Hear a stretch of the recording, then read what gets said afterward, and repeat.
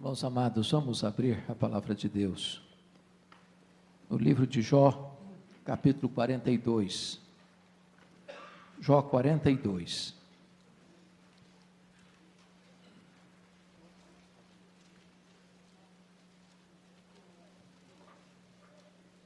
Livro de Jó fica logo antes do livro de Salmos. Capítulo 42.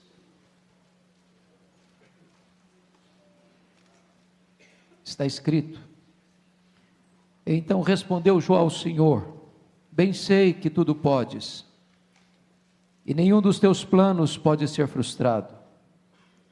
Quem é aquele, como disseste, que sem conhecimento encobre o conselho? Na verdade falei do que não entendia, coisas maravilhosas demais para mim, coisas que eu não conhecia. Escuta-me, pois, havias dito, e eu falarei. Eu te perguntarei e tu me ensinarás. Eu te conhecia só de ouvir, mas agora os meus olhos te veem. Por isso me abomino e me arrependo no pó e na cinza. Tendo o Senhor falado estas coisas a Jó, o Senhor disse também a Elifaz, o temanita: A minha ira se acendeu contra ti e contra os teus dois amigos, porque não disseste de mim o que era reto, como meu servo Jó. Tomai, pois, 7 novilhos e 7 carneiros, e ide ao meu servo Jó, e oferecei holocaustos por vós. O meu servo Jó orará por vós, porque dele aceitarei a intercessão, para que eu não vos trate segundo a vossa loucura, porque vós não dissestes de mim o que era reto, como meu servo Jó. Então foram Elifaz, o temanita, e Bildade, o suíta, e Zofar, o naamatita, e fizeram como o Senhor lhes ordenara, e o Senhor aceitou a oração de Jó. Mudou o Senhor a sorte de Jó quando este orava pelos seus amigos, e o Senhor deu-lhe o dobro de tudo quanto antes possuíra. Então vieram a ele todos os seus irmãos, e todas as suas irmãs, e todos quantos dantes o conheceram, e comeram com ele em sua casa, e se condoeram dele, e o consolaram de todo o mal que o Senhor lhe havia enviado. Cada um lhe deu dinheiro e um anel de ouro. Assim abençoou o Senhor o último estado de Jó mais do que o primeiro, porque veio a ter 14.000 ovelhas, 6.000 camelos, 1.000 juntas de bois e 1.000 jumentas. Também teve outros 7 filhos e 3 filhas. Chamou o nome da primeira Gemima, e o da outra Késia, e o da terceira Queren-Rapuque. Em toda aquela terra não se acharam mulheres tão formosas como as filhas de Jó. E seu pai lhes deu herança entre os seus irmãos. Depois disso viveu Jó 140 anos, e viu a seus filhos, e aos filhos de seus filhos, até a 4ª geração. Então morreu Jó, velho e farto de dias. Amém. Você pode ler comigo a uma só voz o verso 10, por favor? Vamos juntos? Mudou o Senhor a sorte de Jó, quando este orava pelos seus amigos, e o Senhor lhe deu o dobro de tudo quanto antes possuíra. Amém. Meus irmãos, este é um dos livros mais importantes da Bíblia. Essa é uma das histórias mais fascinantes da Bíblia. Talvez nenhum livro da Bíblia retrate com tanta eloquência a grandeza e a soberania de Deus como o livro de Jó. Talvez nenhum livro da Bíblia seja mais consolador em tempo de crise como o livro de Jó. A história deste homem pode ser a sua e a minha história. E o que Deus fez na vida deste homem é o que Deus pode fazer na sua e na minha vida. E vocês se lembram que este homem foi atingido de forma brutal nas 5 áreas mais importantes da vida de um ser humano. A Bíblia diz que ele era um homem rico, ele era o homem mais rico do Oriente. A Bíblia diz que esse homem tinha 10 filhos, que esses filhos eram unidos, que era uma família bonita, que era uma família saudável, que era uma família que sabia celebrar a vida. A Bíblia diz que este homem tinha amigos, amigos que prezavam a ele, que respeitavam a ele. Mas diz a Bíblia que este homem foi alvo de um ataque terrível, implacável de Satanás. E Deus, por sua providência, para manifestar sua glória e para trazer consolo e ensino para você ainda hoje e para mim, permitiu que este homem fosse provado. Porque Satanás levanta uma questão: Jó só serve a Deus por interesse. Jó só serve a Deus porque ele está interessado nas bênçãos de Deus. Jó só serve a Deus porque ele recebe algum benefício disso. Mas se Deus um dia tocar na vida dele, se um dia Deus tocar nos bens dele, se um dia Deus tocar na família dele, se um dia Deus tirar daqui aquilo que o próprio Deus deu para Jó, esse mesmo Jó vai voltar-se contra Deus e blasfemar contra ele. E esse homem que era o mais rico do Oriente, por permissão divina, vai à falência. E esse homem que tinha uma família tão bonita, recebe a amarga notícia de que seus 10 filhos morrem num único acidente. E esse homem que era saudável, agora é tomado por uma doença maligna, e o seu corpo vira uma chaga aberta, uma carcaça humana. E esse homem que tinha até então o apoio da sua mulher, nessa crise avassaladora, a sua mulher se revolta contra Deus e diz para ele: ainda conservas a tua integridade? Amaldiçoa o teu Deus e morre. Esse homem que tinha amigos, esses amigos vêm visitá-lo, e acabam tornando-se em consoladores molestos, e assacam contra ele as mais pesadas e levianas acusações. Acusam-no de ladrão, acusam-no de adúltero, acusam-no de louco, dizem que ele se enriqueceu porque roubou órfãos e viúvas. E esse homem, meus irmãos, foi massacrado. Esse homem foi passado debaixo de um rolo compressor das crises mais agudas e avassaladoras. E no fundo do poço, esse homem começa a interrogar a Deus: por que, meu Senhor? Por que eu estou passando por isso? Por que eu enterrei os meus filhos? Por que a minha dor não cessa?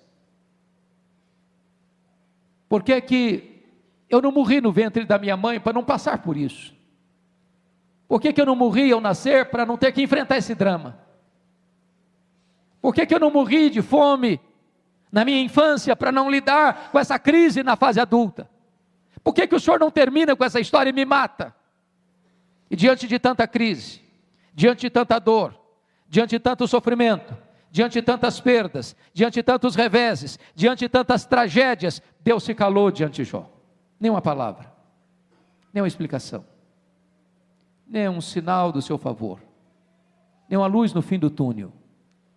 O silêncio de Deus perturbou sua alma, porque o silêncio de Deus grita mais alto nos nossos ouvidos do que o ruído mais barulhento das circunstâncias mais adversas.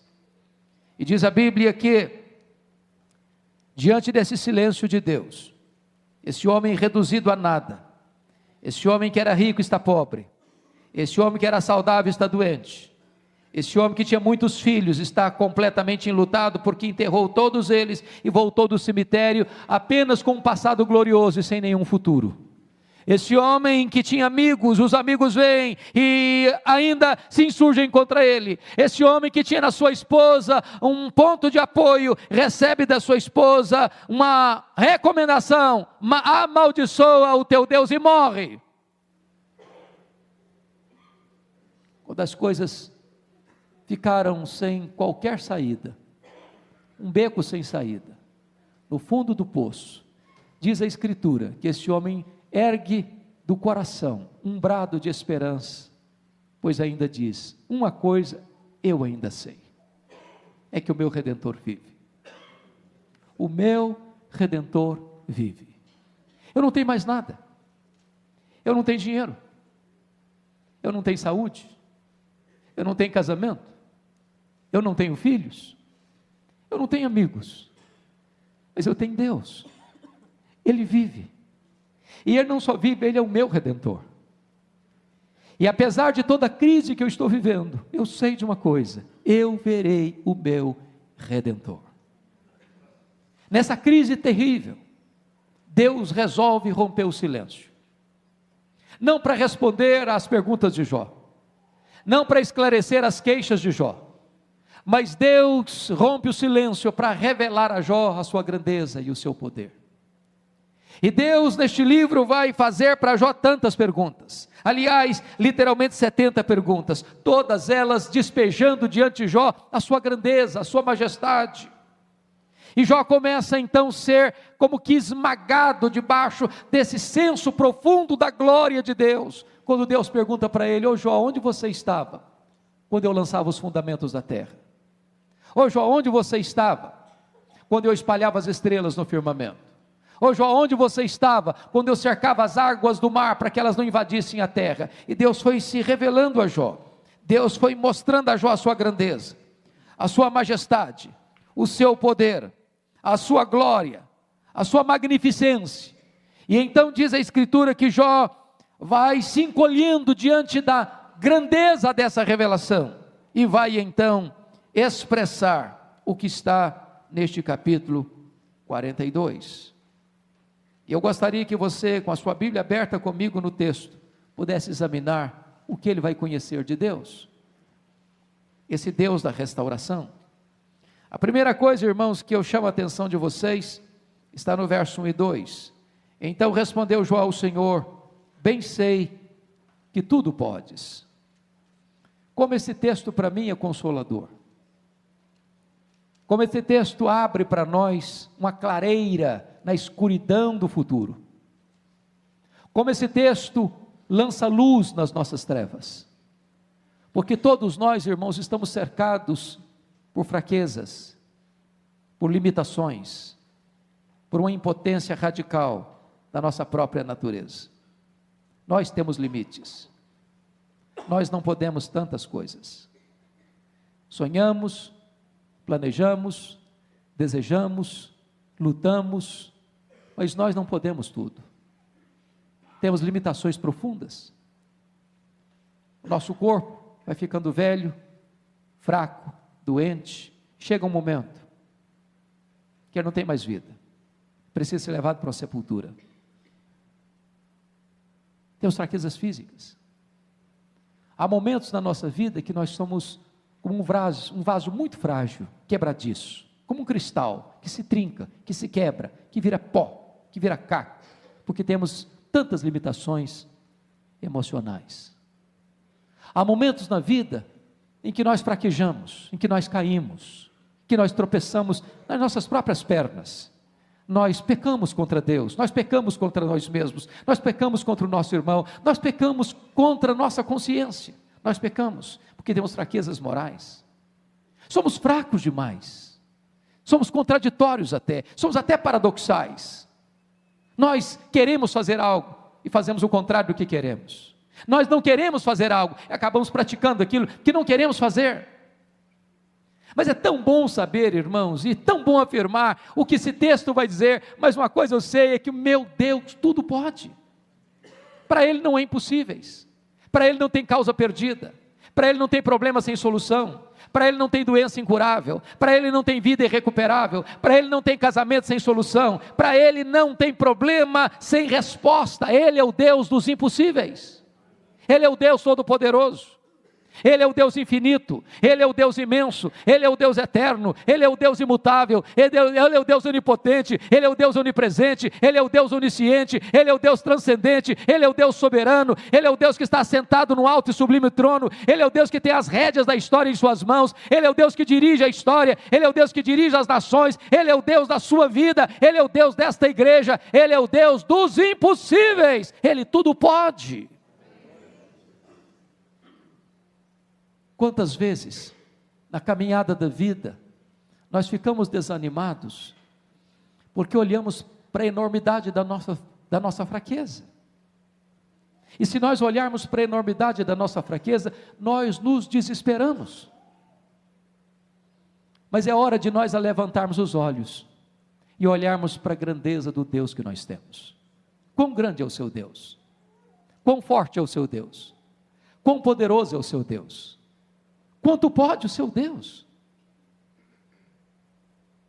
Quando eu leio a Escritura, Um dos propósitos de Deus nos dar a sua palavra é para mostrar para nós quem Deus é. Eu só posso conhecer a Deus porque Ele se revelou. E Ele se revelou na natureza que criou. Os céus proclamam a glória de Deus, o firmamento anuncia as obras das suas mãos. Quanto mais você estuda sobre a criação de Deus, sobre o universo magnífico, majestoso, insondável para nós, mais você sabe que Deus é grande, que Deus é poderoso, que Deus é onipotente. Quanto mais você estuda a sua própria vida, o seu próprio corpo, e vê que máquina fantástica que é o seu corpo, quão intrincado é o seu corpo, quão magnífico é o seu corpo, quão maravilhoso é o seu corpo, você fica encantado com a obra da criação, e você sabe que Deus é grande. O profeta Isaías disse que esse Deus mede as águas na concha da sua mão, Ele pesa o pó das montanhas em balança de precisão, Ele mede os céus a palmos, Ele olha para as nações da terra e as considera como um pingo que cai de um balde, como um pó numa balança de precisão. Ele é o Deus que está assentado num alto e sublime trono e pergunta: quem é semelhante ao Senhor? Ele é o único Deus vivo e todo-poderoso, Ele tudo pode. Talvez a maior necessidade da igreja hoje, irmãos, é conhecer a Deus e quão grande é esse Deus. A W. Tozer, um importante escritor do século passado, diz que o maior problema da igreja, o maior problema seu e meu, é que nós passamos a maioria do tempo olhando para o nosso umbigo, olhando para a nossa fragilidade, olhando para a nossa impotência, olhando para as nossas intransponíveis impossibilidades, quando nós deveríamos levantar os olhos e olhar para a grandeza insondável do nosso Deus. Ele tudo pode. Quem é o seu Deus? Quão grande é o seu Deus? Mas notem comigo, que Jó vai nos trazer outra informação no verso 2, maravilhosa. Ele vai reconhecer a soberania dos propósitos divinos, quando ele diz assim: e nenhum dos teus planos pode ser frustrado. Eu acho isso magnífico, sabe por quê? Porque Deus não tem rascunho nos seus planos. Deus não precisa fazer revisão nos seus planos. Deus não se equivoca. Deus não precisa atualizar os seus planos. Deus não precisa fazer versão 2, versão 3, versão 4 dos seus planos. Deus não precisa fazer upgrade em seus planos. O plano de Deus é perfeito. O plano de Deus é eterno. O plano de Deus não pode ser frustrado. Isso significa, meu amado irmão, que a sua vida não é produto do acaso. Que Deus não errou quando Ele fez você, a sua imagem e a sua semelhança. Mesmo que você esteja atravessando uma luta, mesmo que você esteja passando por um vale, mesmo que você esteja com lágrimas nos olhos, mesmo que o seu corpo seja surrado pela doença, mesmo que os seus amigos abandonem você, mesmo que você esteja numa crise no seu casamento, mesmo que você passe pela dor do luto, o plano de Deus não pode ser frustrado na sua vida. Nós não cremos em acaso. Nós não cremos em sorte, nós não cremos em azar, nós não cremos em determinismo cego, nós cremos que as mãos de Deus dirigem o nosso destino. Nós podemos afirmar com toda a convicção da nossa alma, nós sabemos que todas as coisas cooperam para o bem daqueles que amam a Deus, daqueles que são chamados segundo o seu propósito. Mas notem em terceiro lugar, no verso 3, Jó vai dizer para Deus o seguinte: na verdade eu falei do que eu não entendia, coisas maravilhosas demais para mim, coisas que eu não conhecia. Quando você lê o livro de Jó, você vai descobrir algo magnífico. Nessa saga do seu sofrimento, ele fez 3 coisas. Ele perguntou, ele se queixou e ele se defendeu. O tempo todo, o tempo todo. Você há de concordar comigo que quando a gente sofre, e sofre muito, num drama da vida, ou você se cala, ou você fala. E às vezes quando você está passando uma luta, você fala muito, fala mais do que precisa, fala mais do que deve, fala até o que não entende. Porque a nossa compreensão é pequena, porque a nossa visão é curta, porque nós não enxergamos além da curva, nós não enxergamos no escuro, nós não vemos o futuro.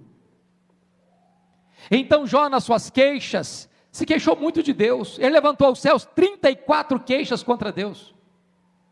34 queixas. Ele diz que Deus o massacrou, que Deus fez dele um boneco de pano e cravejou esse boneco com setas, até o momento que Deus se revelou para ele, até o momento que Deus descortinou diante dele a sua grandeza e a sua majestade, até o momento que Deus levantou a ponta do véu e mostrou para Jó um cenário mais amplo, um horizonte mais largo. E então, quando Jó começa a entender isso, ele pôs a mão na boca e diz: meu Deus, quanta coisa que eu falei sem entender. Sabe o que eu aprendo aqui, irmãos? Quanto mais você sabe que não sabe. Porque o sábio é aquele que sabe que não sabe. Porque o que você não sabe é muito maior do que o que você sabe. Então, nenhuma pessoa que tem uma visão da grandeza de Deus tem empáfia, tem soberba, tem altivez, bate no peito e faz propaganda de si mesmo. Ninguém. Quanto mais você conhece a Deus, mais humilde você se torna, mais quebrantado você é. Pode ter certeza disso. Quando você encontra uma pessoa que parece que sabe tudo, que arrota em cima de você, muito conhecimento, você está perto de uma pessoa que não sabe quase nada. Quando você encontra uma pessoa que bate palma para ela mesma, que aplaude a ela mesma, pode ter certeza, você está diante de uma pessoa medíocre. Eu fui criado, como vocês bem sabem, na região rural. E naquela região rural, onde a agricultura era bem familiar, ainda é até hoje. Quando você vai para uma roça de milho, que está pronta para a colheita, você sabe muito bem a diferença entre uma espiga boa e um restolho, que só tem sabugo e palha. Uma espiga boa, granada, quando ela está pronta para colher, ela se curva, ela se dobra. Mas o restolho fica empinadinho, não se dobra de jeito nenhum. Quando você encontrar uma pessoa empinadinha, pode ter certeza, só tem sabugo e palha, é restolho. Porque quando você conhece a grandeza de Deus, você se curva, você se humilha, você se dobra, você reconhece quão pequeno você é. A quarta coisa que Jó destaca aqui, irmãos, está no versículo 5, eu chamo a sua atenção para ele. Quando Jó diz assim para Deus: eu te conheci só de ouvir, mas agora os meus olhos te veem. E eu tenho que confessar que esse é um dos textos mais complexos do livro e talvez mais difíceis de interpretar, porque esse texto se contrapõe ao capítulo 1, versículo 8. Porque lá no capítulo 1, versículo 8, o próprio Deus disse acerca de Jó: não tem ninguém na terra semelhante a Jó, homem íntegro, reto, temente a Deus, que se desvia do mal. E notem vocês que isso não é opinião de um amigo bajulador. Isso é palavra de Deus, e Deus não tem uma opinião a seu respeito, Deus tem um diagnóstico. Como é que esse homem podia dizer isso? Eu te conhecia só de ouvir. Se o próprio Deus dissera acerca dele que ele era o homem mais piedoso da sua geração. E aqui está um outro ensinamento magnífico, irmãos. Magnífico. Porque a grande pergunta nesta noite é se você conhece a Deus. E eu lhe faço essa pergunta pessoalmente: você conhece a Deus?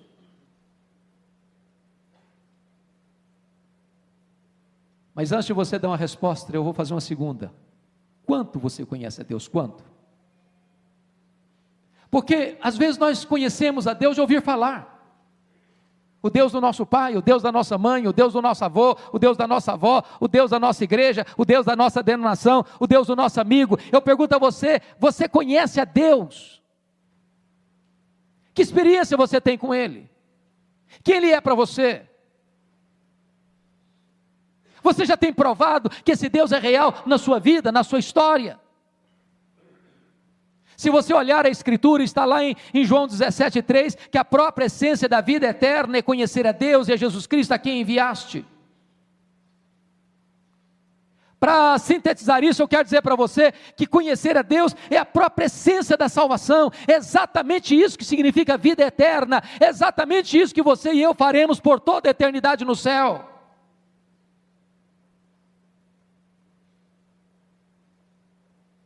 Você conhece a Deus? E eu gostaria de nesta noite desafiar você o seguinte, de você conhecer a Deus e prosseguir em conhecer o Senhor. Porque a não ser que você conheça a Deus, a sua vida não tem propósito ainda. Você foi criado para Ele, e você só encontra sentido na vida nele. Você pode ter dinheiro, você pode ter sucesso profissional, você pode ter fama, você pode ter saúde, você pode ter família, você pode ter amigos, você pode morar numa casa grande e bonita, você pode andar num carro importado, você pode ter muito dinheiro no banco, você pode ter todo o sucesso que o mundo pode lhe oferecer, mas se você não conhece a Deus, você ainda não encontrou o sentido da vida, porque o sentido da vida é conhecer a Deus, é andar com Deus, é usufruir a glória de Deus, é ter deleite em Deus, é ter prazer em Deus, porque isso é a essência da vida eterna.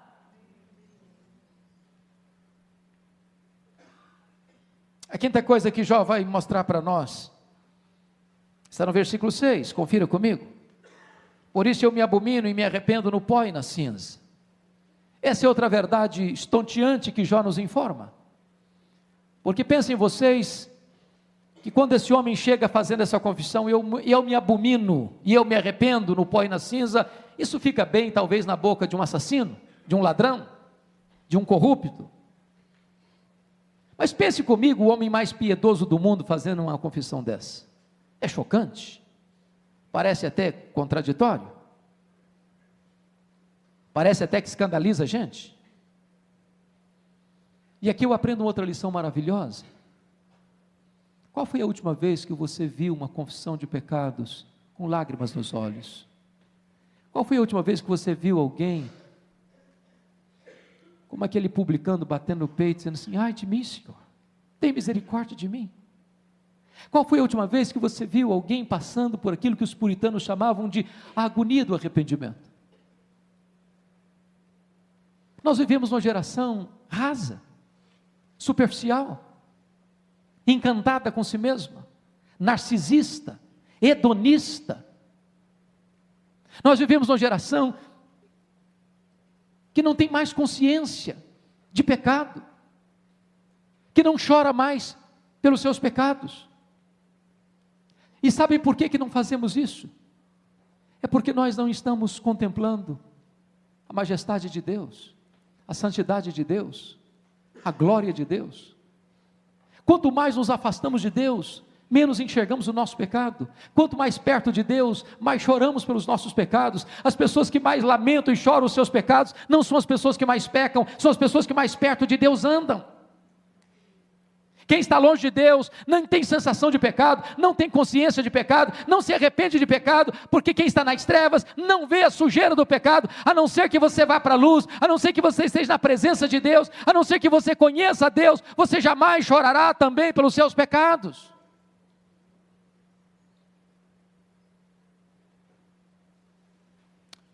Mas sabe o que eu acho maravilhoso?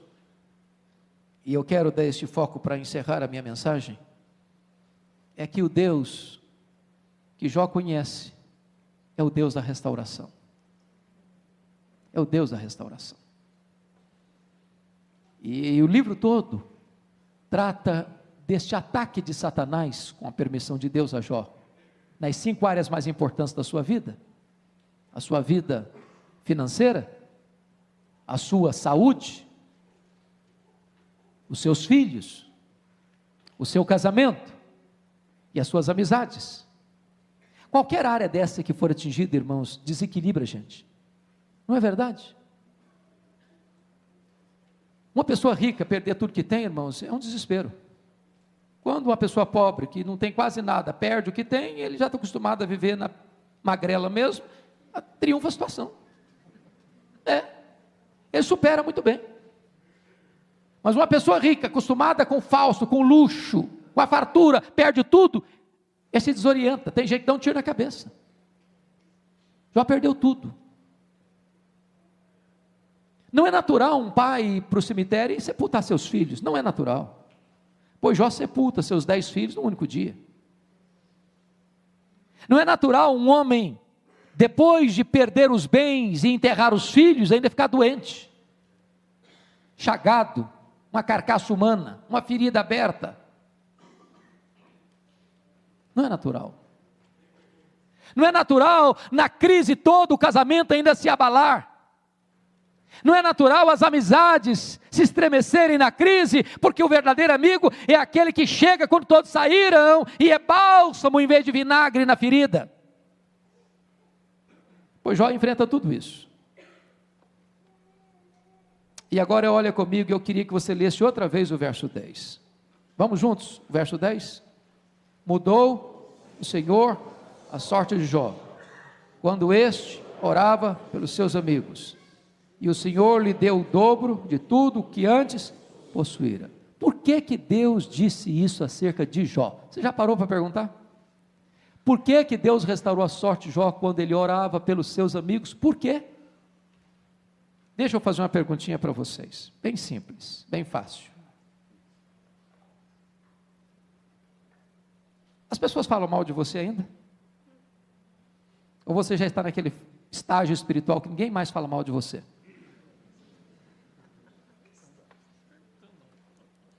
O que que você sente quando alguém fala mal de você? Você fica feliz? Você volta para casa assim, pulando de alegria, diz, glória a Deus, estão falando mal de mim, que delícia, é assim que você reage?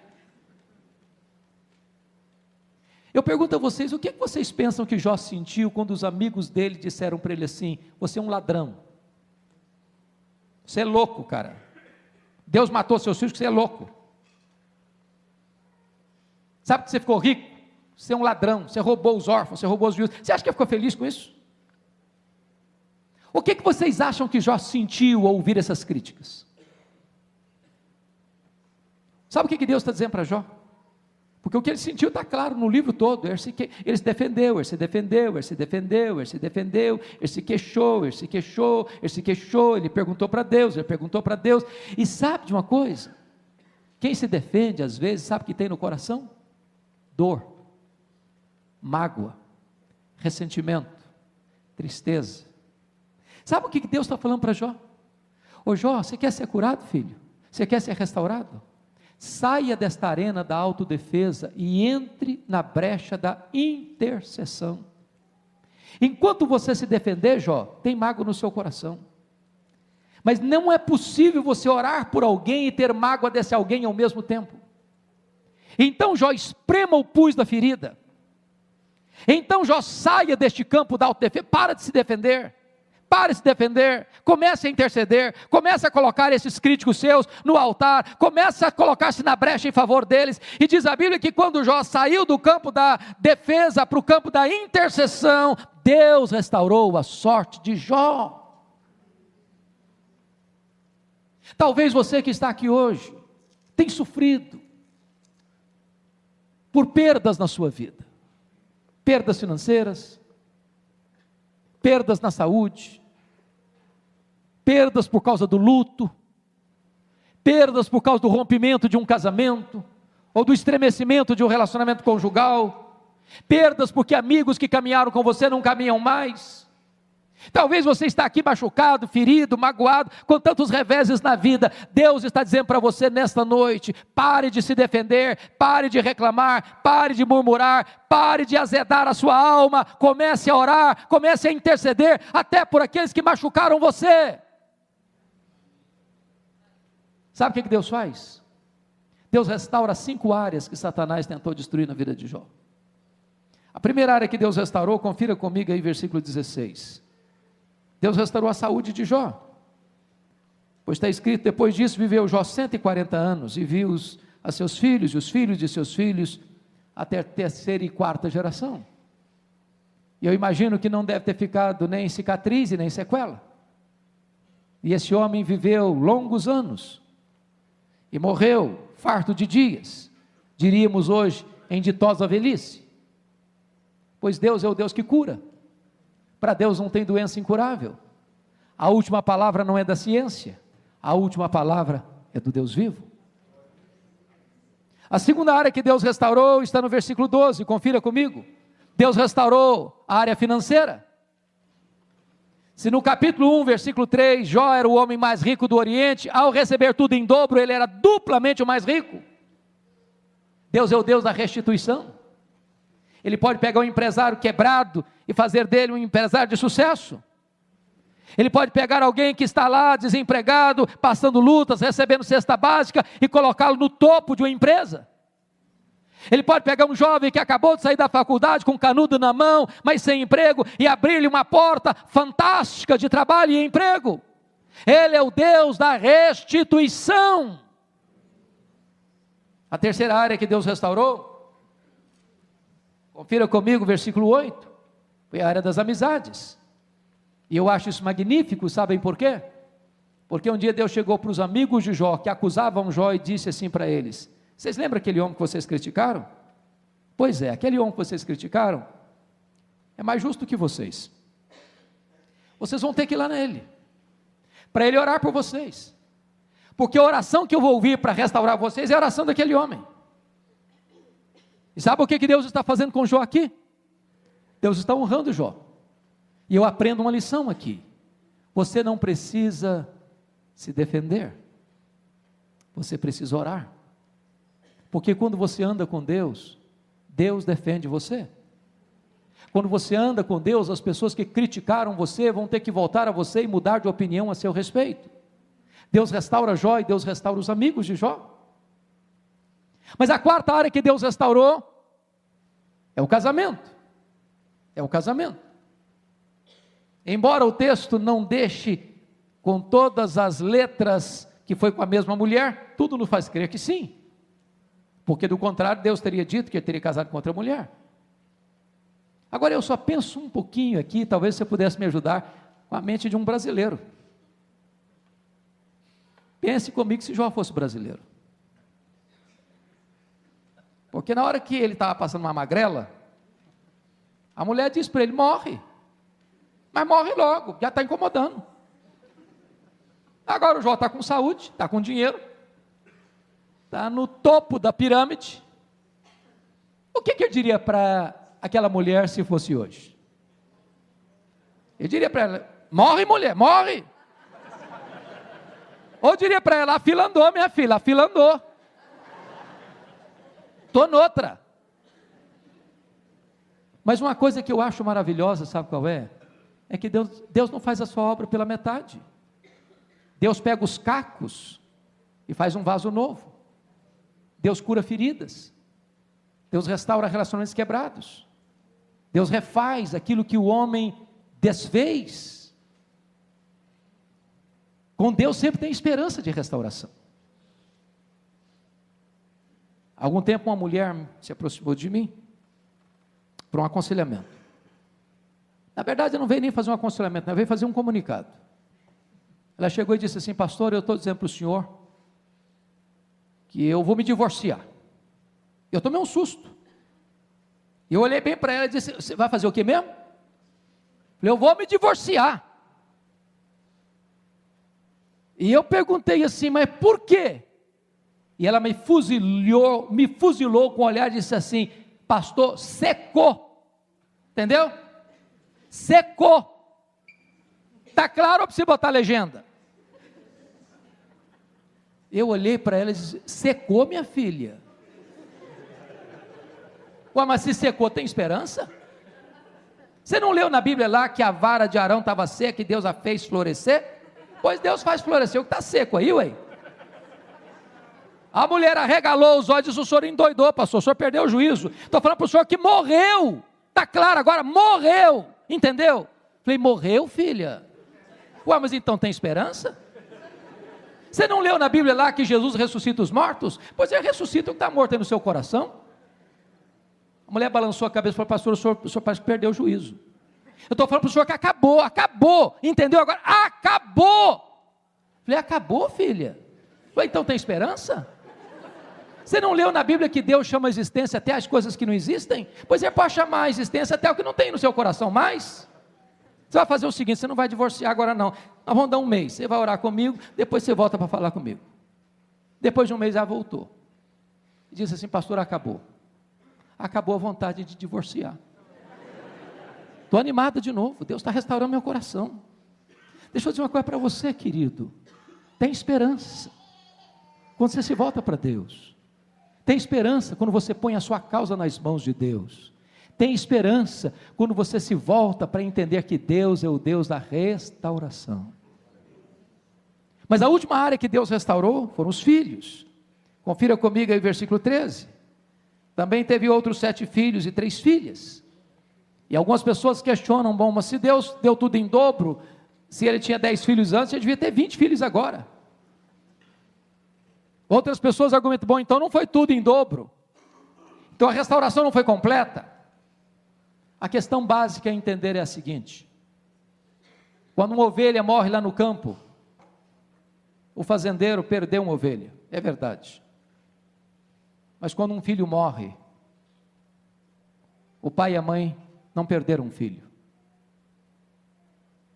Como aquele pai que voltava do cemitério depois de enterrar o seu filho, e um amigo se aproximou dele e disse, meus pêsames, meus sentimentos, eu soube que o senhor perdeu o seu filho. E ele disse, não, eu não perdi meu filho. Você perde alguém quando você não sabe onde ele está, para onde ele foi. Eu sei onde está meu filho, eu sei com quem está meu filho está com Jesus, meu filho está no céu, eu não perdi o meu filho. João agora tem 10 filhos na terra, João agora tem 10 filhos no céu. Deus restaurou plenamente. Sabe o que me impressiona no texto? Quando você abre o capítulo 1, Satanás tem como intenção colocar Jó longe de Deus. Sabe o que ele conseguiu? Colocar Jó mais perto de Deus. Sabem por quê?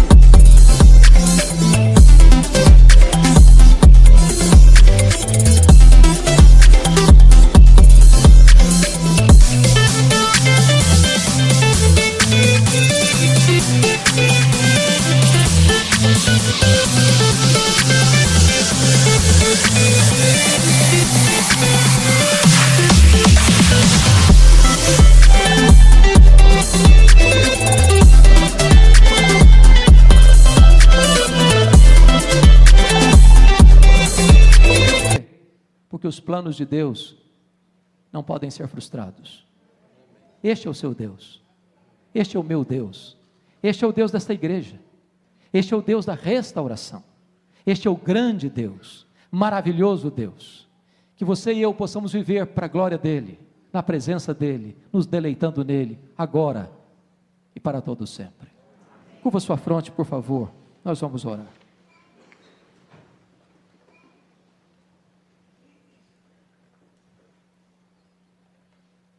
Eu não sei como você entrou aqui hoje. Talvez você esteja enfrentando algumas dessas crises. Uma crise financeira. Talvez um problema de saúde. Um diagnóstico até sombrio. Talvez você esteja lidando com uma crise terrível no seu casamento. Talvez você esteja aqui hoje passando uma luta tão grande nos seus relacionamentos, machucado, ferido, porque alguém acusou você, machucou você.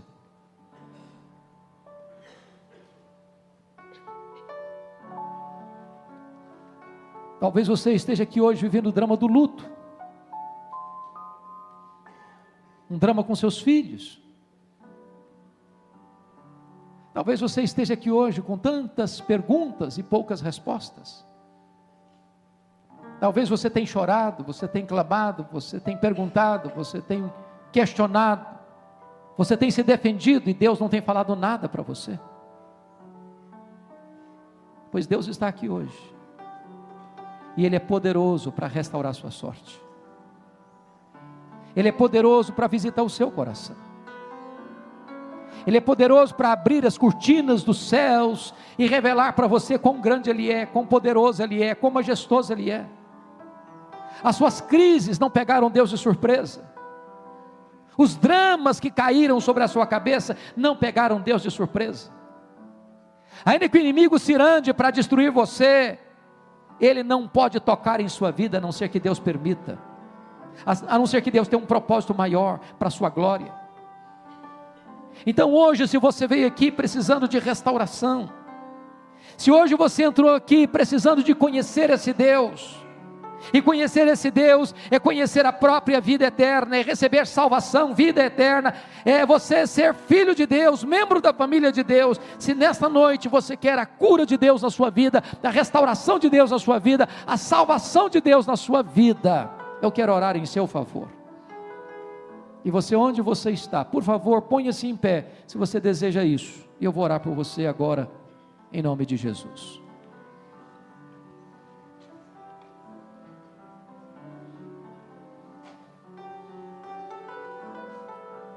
Bendito é o teu nome, Senhor, porque a tua palavra é viva. Bendito é o teu nome, porque tu és o único Deus vivo e verdadeiro, todo-poderoso. Bendito é o teu nome, porque tu és o Deus da restauração. Visita o teu povo nesta noite, Senhor. Aquele que está triste, traz a alegria do céu. Aquele que está angustiado, derrama a paz que excede todo entendimento. Aquele que está enfermo, Senhor, se for do teu agrado, manifesta o poder da tua mão de cura. Aquele que ainda não te conhece como Deus vivo, que nesta noite Ele te conheça como Deus pessoal. Que haja salvação nesta casa, que haja restauração nesta casa, que a tua glória se manifeste, e que a nossa vida seja restaurada em todas as áreas do nosso viver, para o louvor da tua glória.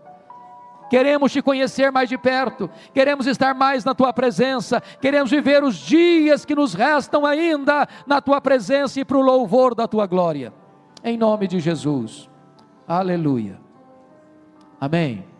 Assentem-se, irmãos, por favor.